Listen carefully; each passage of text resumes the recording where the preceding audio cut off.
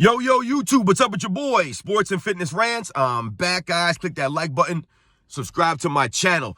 So, guys, I want to talk about the NBA Finals MVP award, right? And the significance of the award and how I feel it matters a lot in the grand scheme of NBA history, right? That I feel that it's a significant award and that the award matters and that it's given to the most valuable performer in the NBA Finals, the player that stepped up in a Game 7, or the player that stepped up in an entire series when maybe the number one star wasn't enough, or the number two guy wasn't enough, or maybe this guy got injured, or this guy didn't play that well. Players stepped up in NBA history, guys that you may not have known, or guys that are not big names. These guys stepped up and helped out, and they earned that award, right, guys? The Finals MVP, in my opinion, has always been given to a player that earned it. They went out there with their play and they earned that award. They didn't just weren't handed that award. They didn't fall into it. Okay, guys? So I'm here to talk about how, some people will try to say that the Finals MVP award is political. There's politics involved in it, and it's given to the best player on the winning team. It doesn't make any sense, guys. The regular season MVP, in my opinion, is more political, more narrative driven than the Finals MVP. Because you never know who's going to be in the finals ultimately, and you never know how these players are going to perform. That's why I say people stepped up when people didn't maybe realize that they would, or play to a level that people didn't think they could. These guys stepped up and earned that award. They deserve the award.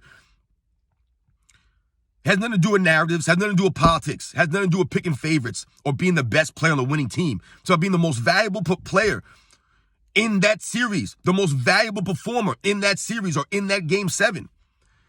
So, guys, when we think about the Finals MVP award, it started being given out in the 1969 season, right? The 1969 NBA Finals was the first year they gave out the Finals MVP, and it went to Jerry West in a losing effort against the Boston Celtics in 7 games. Now, remember, it went 7 games, mind you, guys, and I believe Game 7 was a 2-point game. I believe the Lakers lost by 2 points to the Celtics, the legendary Celtics that the Lakers would consistently lose to in the NBA Finals, right? Jerry West was constantly getting beat by these guys. But nonetheless, Jerry West put up a legendary performance because he's a legendary player, Mr. Clutch. And I believe he scored 46 points in that Game 7. I can't remember, it was 42, 46, somewhere around there. He scored 40 plus, though, I know, in that Game 7. I want to say it was 46.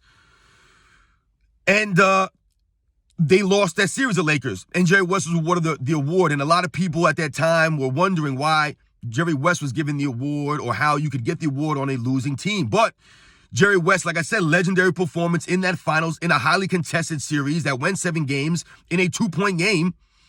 He was, deserving of the award. You can see how he could have been regarded as the most valuable performer on both teams, right? You can understand that. It's not a stretch. But that was the only time in NBA history that the award was given to a losing team's player. Right? No other time in NBA history has that happened. I've heard people tell me a story about how it almost happened in another NBA Finals, but that team and that player's team ended up winning. So Jerry West is the only guy to ever receive that award while losing. And my stance on the Finals MVP award is, like I said, players step up and earn that award in big moments, big games in the NBA Finals. And every other major sport has an MVP for its championship round, guys, right? The Super Bowl has an MVP, right? Even the World Cup has an MVP of the World Cup, right? Major League Baseball, hockey. You think about all these sports, they have MVPs for their championship round.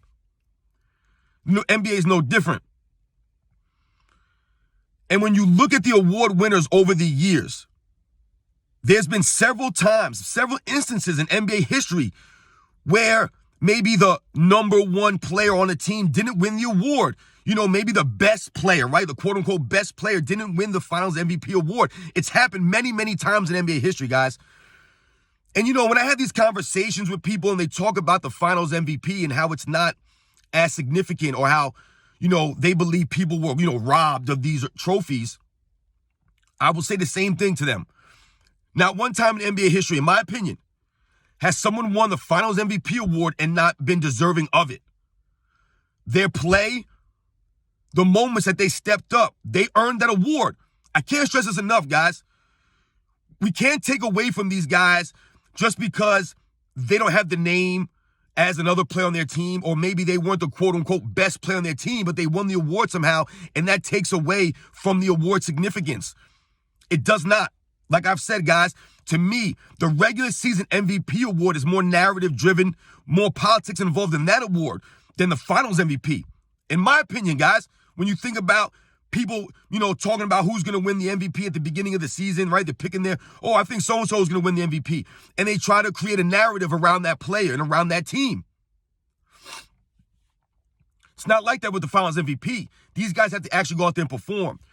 So let's talk about some of the finals MVP award winners in NBA history that are, questioned by people, that people don't understand how this player won or that player won over somebody else. So let's talk about guys like James Worthy, Joe Dumars, Chauncey Billups, Tony Parker, Kawhi Leonard, Cedric Cornbread Maxwell. When you think about the players I just mentioned that have won finals MVP awards, we have to think about the finals MVP award and the people who have won it in history. Most of the people who have won the finals MVP award are usually the best player on the team or the leader of that team, right? Because most of the time, the all-time legends, the all-time greats perform in the NBA finals. They step up and they perform to a level that they get the MVP, right? But when you think about all-time great players that have won multiple championships, 3, 4, 5, 6 championships, most of those players haven't won a finals MVP in all of their championships. It's rare. So let's think about James Worthy in 1989 winning in 1988 winning the finals MVP. When you think about James Worthy's performance, once again, in NBA Finals that went 7 games against the Detroit Pistons, and in that game 7, James Worthy had a triple-double. He stepped up, right? He stepped up in a big-time game with a big-time performance. You cannot take away that from James Worthy. You can't take that away from him. So, he earned it, right? He earned that finals MVP playing alongside Magic Johnson and Kareem Abdul-Jabbar. He didn't rob them of that trophy. James Worthy went out there with his performance, and he earned it. If James Worthy would have went out there and scored 8 points and dropped, 3 rebounds and maybe got 1 assist and turned the ball over 4 times, would he have been the finals MVP, guys? No, he would not have. And the Detroit Pistons probably would have won that game, and they would have had the finals MVP. It wouldn't have been James Worthy. But because James Worthy played at a level that he did, he earned it. He deserved to get that trophy. No one was robbed of that trophy. James Worthy went out there and played his butt off and earned that trophy. When we think about someone like a Magic Johnson winning the finals MVP in 1980 as a rookie over a prime Kareem Abdul-Jabbar, who was playing lights out up until, I believe, game 4 or 5. We all know Kareem got injured, right? And Magic Johnson had to step in, right? And what did Magic Johnson do? He went in there and dropped, I think, 42 points and like 15 rebounds. And he earned the finals MVP award. He went out there and earned it, guys. Kareem Abdul-Jabbar was hurt. He did not play. Now, if you go back and you watch the games and you look at the numbers, Kareem Abdul-Jabbar was playing out of his mind in that finals up into that injury. And I've heard people say that, Magic Johnson win the finals MVP over Kareem. Kareem should have got it, but he got injured. And that's the point, guys. Kareem got injured. That's part of the game. Injuries happen. Guys get injured. Guys have to deal with injuries. Guys push through injuries. Guys play with nicks and bruises. They're not always 100%. And in the case of Kareem and Magic in 1980, Kareem had to miss the game. He wasn't there. So Magic Johnson going out there and scoring the 42 points and the 15 rebounds as a rookie, that's a feather in Magic Johnson's cap. That adds to his greatness. That does not take away from Kareem's greatness, but it adds to Magic Johnson's greatness. Him going out there and earning that finals MVP. It mattered. He earned it. He didn't rob Kareem of it. Kareem wasn't there. So once again, if Magic Johnson went out there and scored 10 points, got 3 rebounds and 5 assists, and the Lakers lost, and then lost the series, Magic Johnson would not have been MVP, and people would have been pointing the finger at Magic Johnson, or they would have been pointing the finger at something else. But Magic Johnson stepped up. He didn't fold up his tent. He played big, and he earned that award. When we think about someone like a Tony Parker, who I've gone back and forth with several times about his Finals MVP award in the 2007 NBA Finals. When you think about Tony Parker, you have to understand, guys, he did not rob Tim Duncan of that award. Was Tim Duncan deserving of the award? Absolutely. No one's saying that these other players are not deserving of the award. The point that I'm making here, guys, is that the players that won the award were also deserving. They didn't rob anybody. They didn't fall into the award. No, they wasn't given to them by politics or a narrative. They earned it by their play. And in the case of Tony Parker, he earned it with his play in the 2007 NBA Finals. Now, when you guys think about Tim Duncan, you might be thinking, oh, well, Tim Duncan, is the driving force behind that team. Tim Duncan should have won the Finals MVP, blah, blah, blah. When you think about that, guys, it's an inaccurate statement. When you think about the San Antonio Spurs and Tim Duncan's performances in the 1999 NBA Finals, the 2003 NBA Finals, the 2005 NBA Finals, and then you look at his play in the 2007 NBA Finals, it wasn't up to snuff. It wasn't up to Tim Duncan standards. The man was so dominant in the finals in his first 3 NBA Finals that fourth NBA Finals, it was down for him. The Cleveland Cavaliers as a team collectively did a good job against Tim Duncan defensively. They held his shooting percentage down, right? They held him in check a lot of times. He didn't have the monster numbers that he was putting up in previous NBA Finals, guys. He just wasn't. Not to say that he wasn't great or good. Tony Parker was better. Tony Parker raised his play in the finals.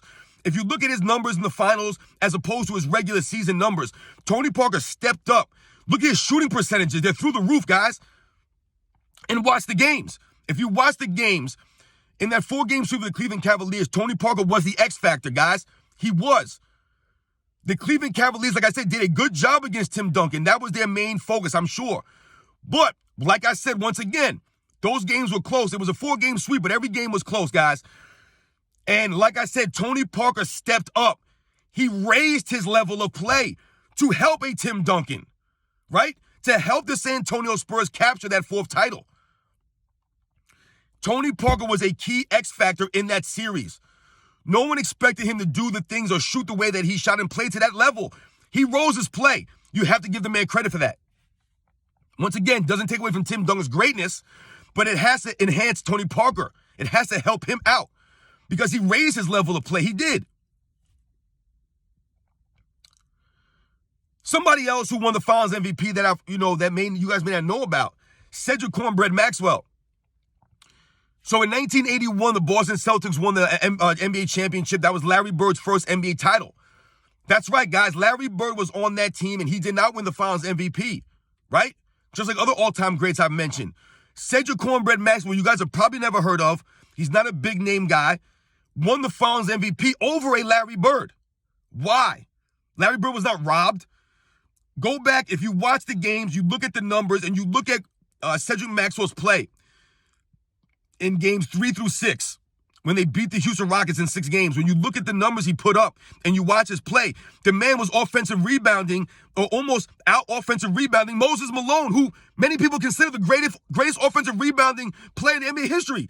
Cedric Maxwell was matching Moses Malone in offensive rebounds, getting second chance shots, leading the Celtics in scoring.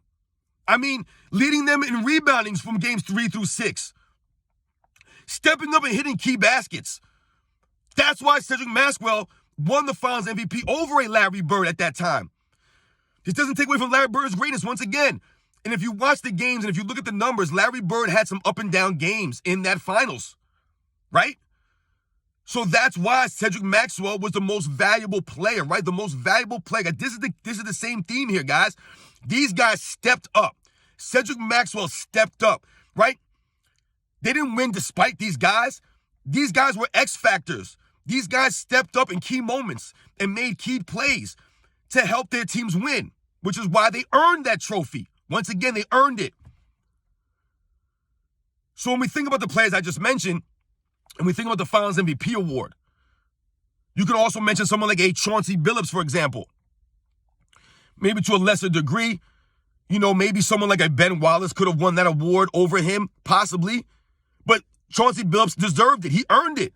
Watch the games once again in the 2004 NBA Finals against the Lakers. Chauncey Billups, if you look at his regular season numbers, guys, and then you look at the numbers he put in the NBA Finals, I believe he was shooting 39% from the field for a field goal percentage from the regular season. 39%, guys, and averaging I think 16 points a game. You look at the NBA Finals, I believe he's averaging 20 points a game or 21 points a game. He led the team in scoring, led them in assists. Was only had 13 turnovers, I believe, in that series, but he shot some ridiculous amount of percentage from the field goal and from three. He was shooting out of his mind when guys like Rip Hamilton couldn't buy a basket in some of these games, and their shooting percentages were way low. Chauncey Billups, the same word, stepped up, right? It's the same theme here, guys. These guys stepped up in big moments when their teams needed them. They made baskets. They rose their level of play from the regular season or from what people would expect of them. Chauncey Billups' name is Big Shot. Big Shot, right? Billups. So Chauncey Billups earned that award, and he won the award. So, guys, once again, the Finals MVP award is not based off of politics. It's not a narrative-driven award. It's not a storyline-driven award, guys. Think about it. What's a bigger storyline? Tony Parker winning his first Finals MVP award in 2007, or Tim Duncan going 4-0 in the NBA Finals, winning his fourth straight Finals MVP? What would have been a bigger storyline, a bigger narrative? Tim Duncan getting the award. Why would they not just give it to Tim Duncan? Because Tony Parker stepped up and played in a manner such that he was awarded that award for a reason. He deserved it, guys. He earned the award, man, with his play. I mean, what would have been a better narrative? To give Cedric Maxwell the 1981 Finals MVP, or to give it to Larry Bird the year after Magic Johnson won his Finals MVP? The better storyline would have been to give it to Larry Bird, right? I would have thought that would have been the better storyline, the better narrative. But they gave it to a guy that people didn't even know like that, Cedric Maxwell, over Larry Bird. The same thing could be said for other guys in NBA history. You could say the same thing, about some of these other players that I mentioned. James Worthy. What's a bigger storyline? James Worthy getting the Finals MVP in 88? Or Kareem Abdul-Jabbar getting the Finals MVP in 1988 at the old age of 40 years old, however he was at that age? Or Magic Johnson getting his fourth Finals MVP? What would have been the bigger storyline? Not James Worthy getting it. That's the narrative? Come on, guys. So when we say things like that, it doesn't hold water when you actually think about it. So, guys, I hope you enjoyed the video. I know I went a little bit long here. I wanted to cover a couple of NBA Finals that I thought about. And when we talk about the Finals MVP award and its significance, it does matter. The award matters a lot. In the instance of someone like a Chauncey Billups or someone like a Tony Parker or someone like a James Worthy, that award means a lot on their resume. It matters. Think about what that must mean to James Worthy getting that award, playing alongside Magic and Kareem. It probably makes him feel like he deserved to be on that team, right? He had a place on that team. He earned that award, man. He wasn't just some guy hanging on their coattails. He was a contributor. And that's why a lot of Michael Jordan fans, and that's why a lot of fans in general, appreciate and respect Michael Jordan's greatness. For playing in 6 NBA Finals alongside an all-time great in Scottie Pippen, who many people would try to make you believe that Scottie Pippen was a much greater player than he actually really was in the pantheon of greats. But Scottie Pippen never won a Finals MVP playing alongside Michael Jordan, right? And that's the significance of Michael Jordan's career. He played in 6 Finals with Scottie Pippen, 6. And Scottie Pippen did not sniff one Finals MVP, guys. As great as Scottie Pippen was never the X factor or the reason the Bulls won. It was always Michael Jordan. Remember that. And that's the greatness of Michael Jordan. The man has 6 rings and 6 Finals MVPs. When you go down the list of guys I mentioned, right? Guys like Larry Bird, he didn't win a Finals MVP every year he won. Magic Johnson did not win a Finals MVP every year he won. Kareem Abdul-Jabbar has 6 championships and 2 Finals MVPs, guys. That means that 4 other players won Finals MVP playing alongside him. Once again, this does not take away from their greatness. What it shows is that other players stepped up, right? And in the case of a Michael Jordan, Scottie Pippen never stepped up. Michael Jordan was never pushed to a Game 7. He never stepped up to the level to be the Finals MVP, right? He was never the guy. He never hit the game-winning basket in Game 7, right? He never, hit the game-winning basket in any of those NBA Finals games. He never averaged 30-something points a game in the finals, and Michael Jordan averaged 25, or he outscored Michael Jordan in the NBA Finals, and he led the Bulls in all these fourth-quarter scorings. It wasn't like that. That's not a knock on Scottie Pippen. That's what we have to understand here. It's not to diminish the greatness of these other players for not winning Finals MVP every season or every year they won. What it does is enhance the greatness of the players that did win it. It helps them. It absolutely does. All right? So once again, guys, I hope you guys enjoyed this video. I hope you guys understand the significance of the Finals MVP award and that it does matter. It absolutely does matter, which is why they named it after Bill Russell, guys. There's a reason why they named the award after Bill Russell. Bill Russell won the most championships in NBA history, as we all know, and he probably would have won 7 or 8 of those Finals MVPs if they had that award back then. I don't believe he would have won every Finals MVP, but he would have won the majority of them. All right, but other guys did step up in those NBA Finals, and other guys did play great. So once again, guys, the Finals MVP award is not political. It's not narrative-driven. The Finals MVP is award given to the most valuable performer in the NBA Finals, not the best player on both teams or the best player on the winning team. It's given to the most valuable performer, the most valuable player, the guy who stepped up, the X factor, the guy who came out of nowhere, so to speak, and played big in the biggest moment. That's who the MVP award is given to in the finals, man. It has nothing to do with narratives or politics, guys.